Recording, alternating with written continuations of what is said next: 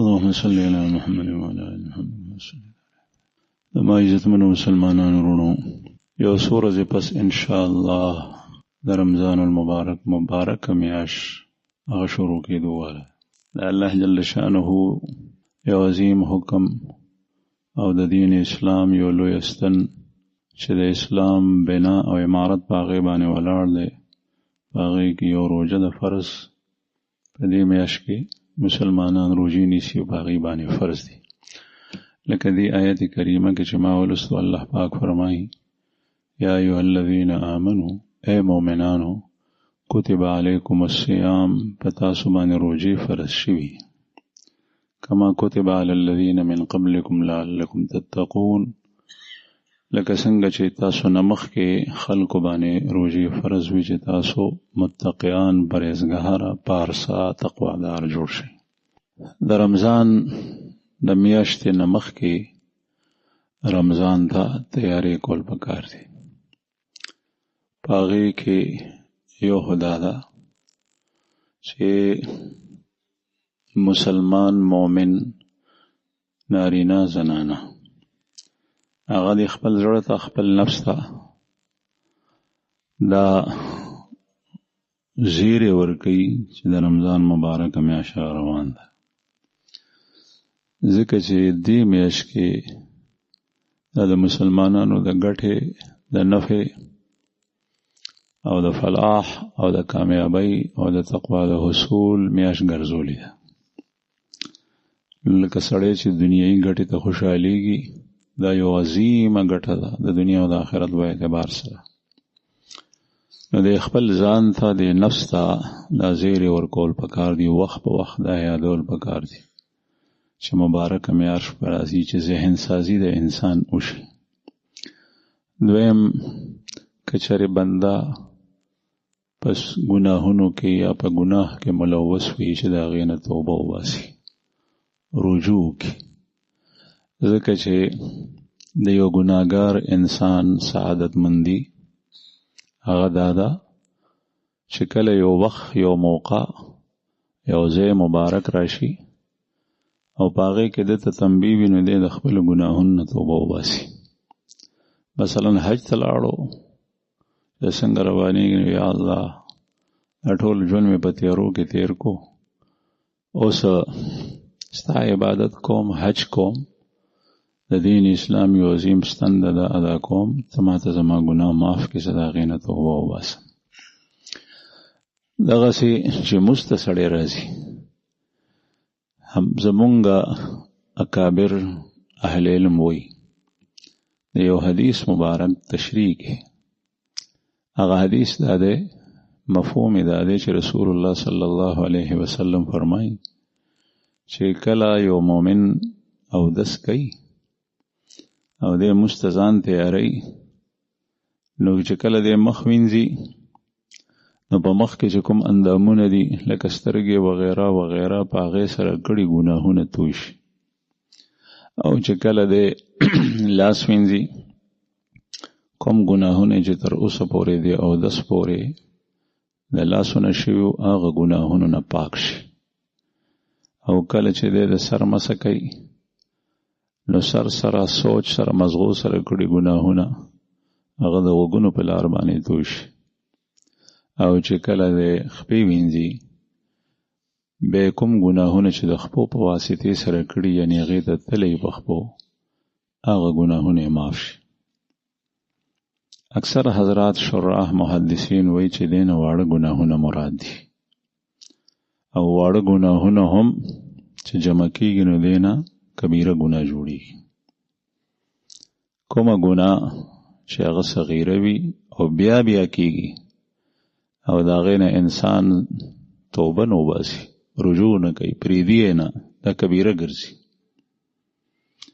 نو دې سره دا ګناهونه معاف کړي.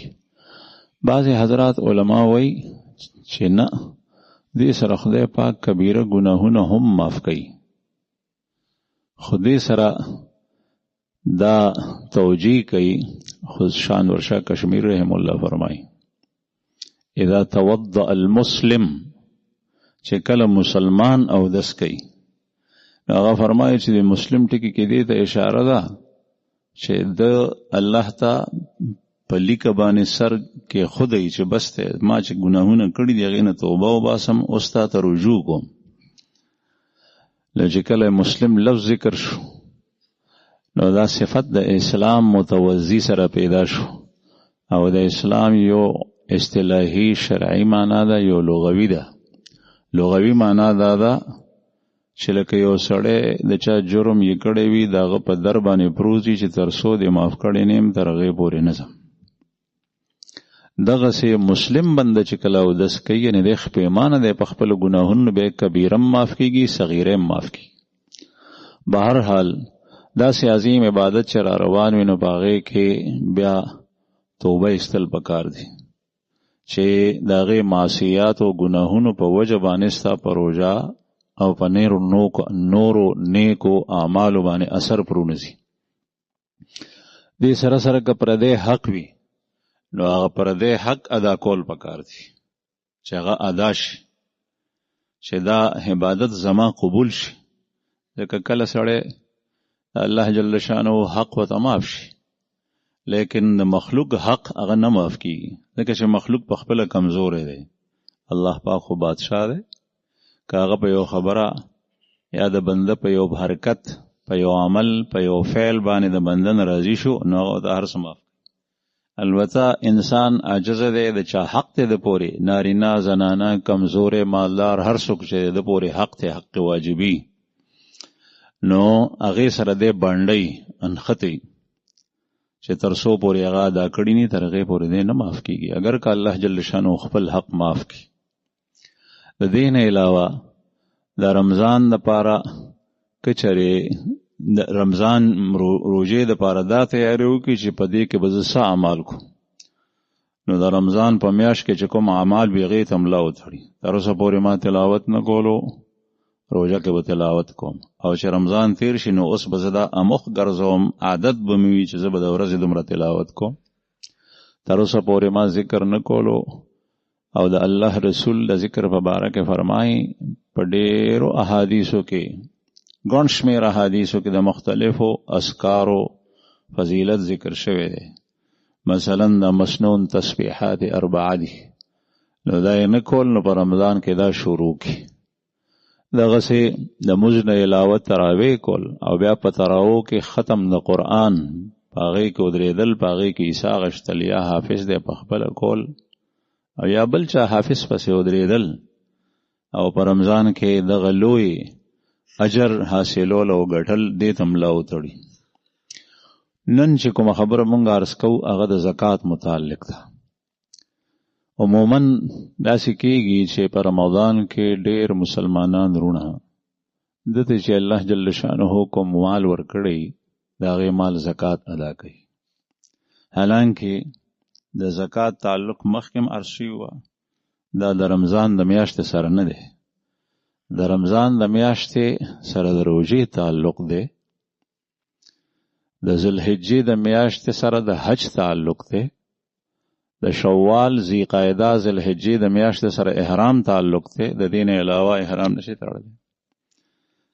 او مکې مکرمې منا مزدلفه او عرفات سره د حج تعلق دی. د هغې نه علاوه د دنیا په بل یو ملک او بل یو ښار کې حج نشي کولی. او د ذوالحجې د شوال ذیقعده او ذوالحجې د میاشتې سره تعلق دی. د دې میاشتو نه علاوه په نورو میاشتو کې نشي کولی.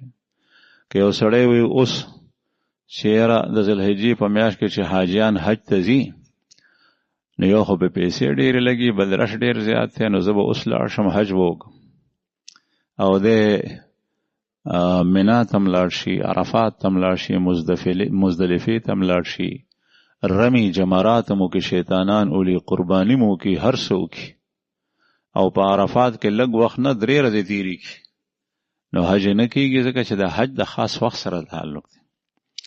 دغسې مونځونه دي. د سحر د مونځ تعلق د سحر د وخت سره دی چې هغه طلوع فجر نه شروع کېږي او د طلوع شمس د نور د راختو نه مخکې ختم شي.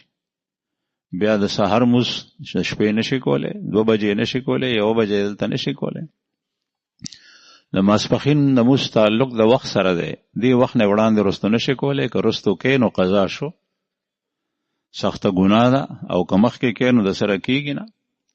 د مازدیګر د مونځ تعلق د وخت سره دی، خو د زکات تعلق هغه د رمضان د میاشتې سره، د ذوالقعدې د میاشتې سره، ذوالحجې سره، شوال سره، محرم سره دې سره نه دی، بلکې د کال د پوره کېدو سره دی.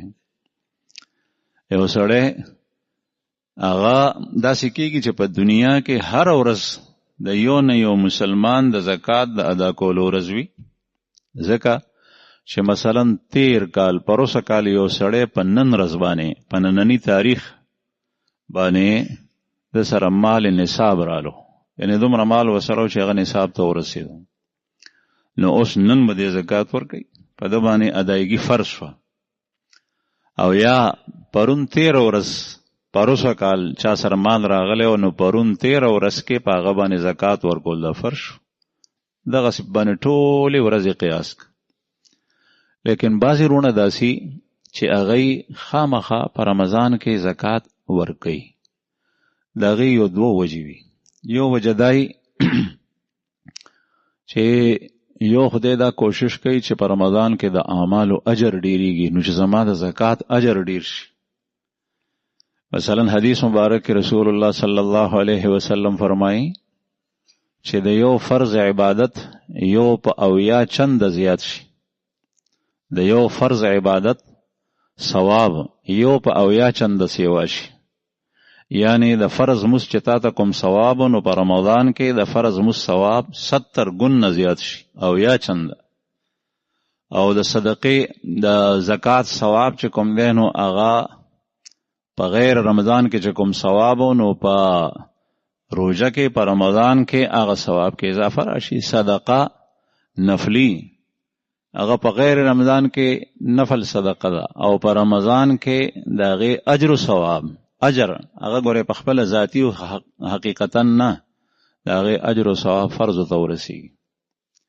نفل مز په غیر رمضان کې نفل مزو او په رمضان کې د هغې چې ادا کې نو د هغې اجر او ثواب هغه فرض ته ورسیږي. او یو فرض نفل چې ډیر زیات ادا کې نو په هغې پسې نه رسیږي، لیکن رمضان کې دا شته.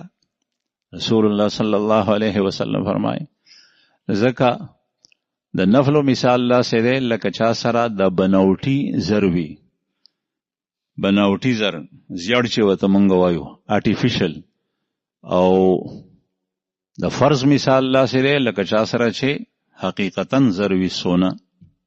په دې کې ډیر فرق دی، د ځمکې د اسمان فرق. هغه سونه چې په 3000 باندې کوم کاله کېږي نو هغه سمه سونه چې اخلي نو هغه په 10 لکه په 12 لکه باندې نه. نو په رمضان کې د اجر سیوا کېږي، نو د دې وجه نه بعضې مسلمانان وروڼه په رمضان کې دا زکات ادا کوي. بعضې داسې وي چې هغوی ته د خپل تاریخ او د کال د پوره کېدو پته نه چې زما مال چې نصاب ته رسېدلی هغه کوم تاریخ د ته پته نه، حالانکه دا یاد ساتل پکار دي چې پته ورته نه علم نه، په دې بنیاد باندې بیا دې رمضان کې زکات ورکوي. نو دا دویم صورت چې دا خو ټیک شو، لیکن په دې کې احتیاط دا کول پکار دي چې د خپل زکات د مقدار نه لږ سیوا ورکوي، ځکه چې کېدی شي په دې کې کمی بیشی شوی، وخت کې ستا وخت مخکې پوره شوی، نو د خپل حد نه مقدار نه لږ سیوا ورکړه. او دا ډومبی صورت چې کوم ذکر شو چې تا ته خپل کال معلوم دی سره د هغې مؤخر کې، نو زکات مؤخر کول نه دي پکار.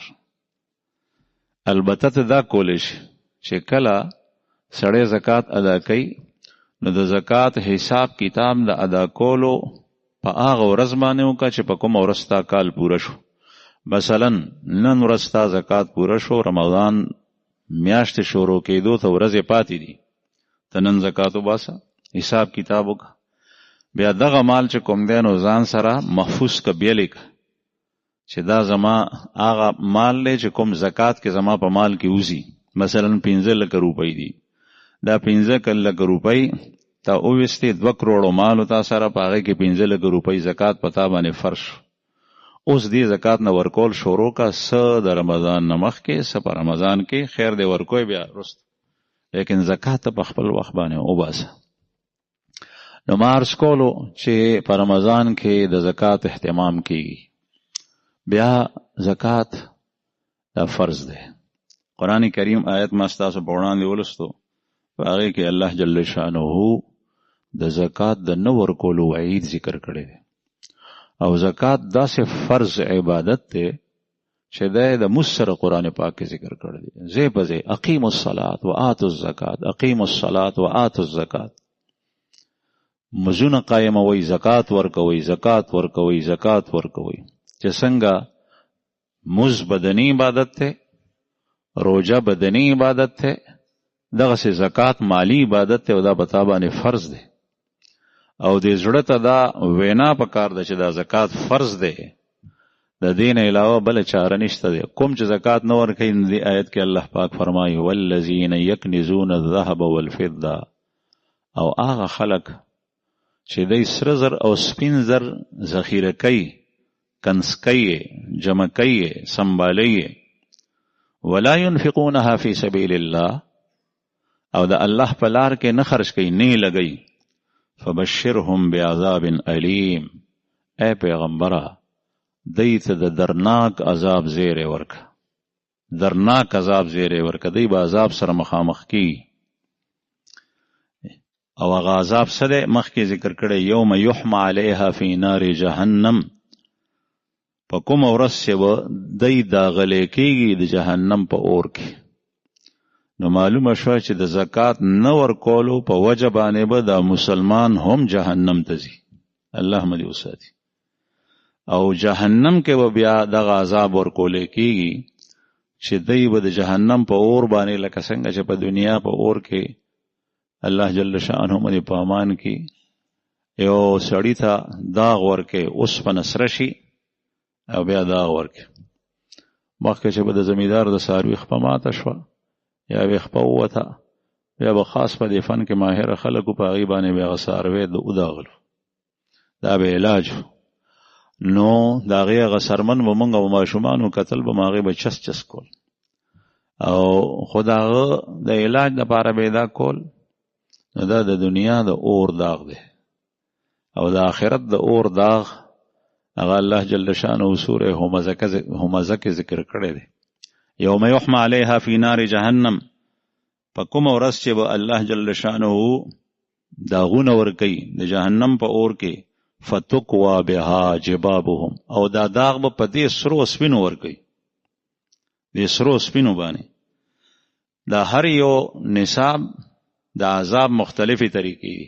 سر زر سپین زر چې چا سره ای، نو په جهنم کې به داغ ورکولی کېږي. او حدیث مبارک کې راځي چې په میدان د حشر کې به دغه کیفیت شروع شي. میدان د حشر کې به د دې روپۍ نه، پیسو نه، سرو سپینو نه خامار جوړ شي. هغه مار به د سټ نه تاوي، او هغه به په دې یو طرف او بل طرف شي، چکونه و پې لګېدی، به ځان نشي خلاصولی.